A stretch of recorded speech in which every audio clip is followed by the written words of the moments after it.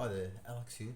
I'm just going to turn a pair of Jorvic shoes, and I thought you might be interested in seeing it. This is the way that I do it. Okay, so I've soaked this in cold water for at least 3 minutes, and the big thing is making sure that the sole is soft. Now, you may actually make shoes out of incredibly supple and good leather, which I don't have. So I turn from the toe. You push it, the thicker the sole is, the harder this part is. We start just simply, we're pushing from the sole and we're pushing in.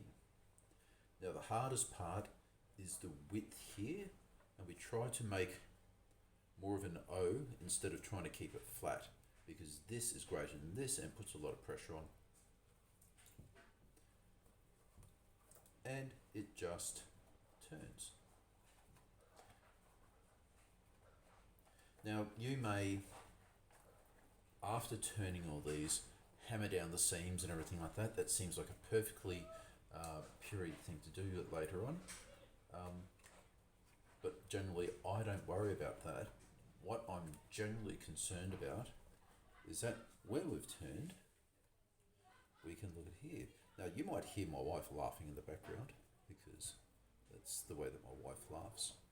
And it's just simply because she's enjoying herself, because I think one of my friends has just dropped by. So anyway, what I'm interested here is getting the seams pushed out so when they dry, they're not folded in. Making sure that it's all turned.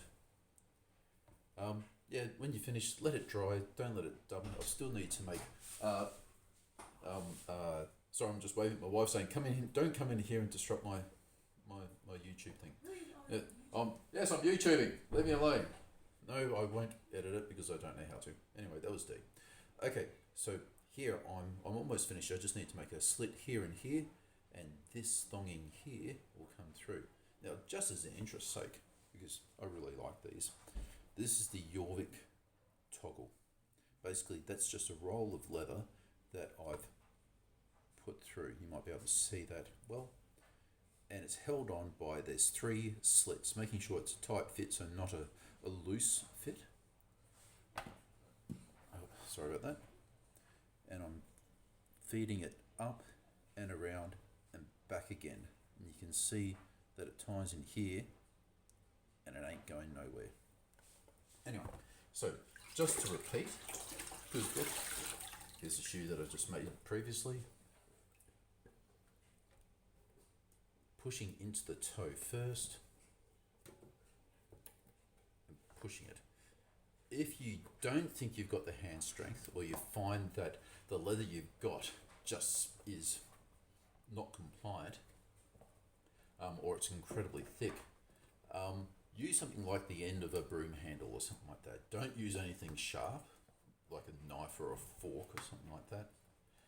And you'll find that once you get around that ball of the foot, you know, I've used the analogy before, it's like childbirth. Once you get the head out, everything just comes out, and this is what happens here. For, because this is quite an open shoe, because of this bit that'll tighten everything up. A normal shoe, you'll find that you'll have pressure getting that turn, and this seam in here, this is my flesh edge seam, that'll have a lot of pressure put on it, so you have to be very careful when you're turning it. Now, I haven't torn one yet, but because I was being very careful, but the potential is there to do it. Now, as a side thing, I absolutely love these shoes.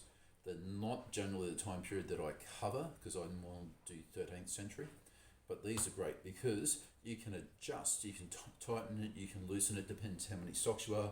If you've misjudged and it's a little bit too loose, you can always tighten it up. And also, they've got this beautiful V shape on the heel, so when you're walking, like we all walk, and we're walking on that point here, normally that's a row of stitches, and that busts eventually. Here, you just got that there. Anyway, that's me turning shoes. Turn shoes. Thank you very much.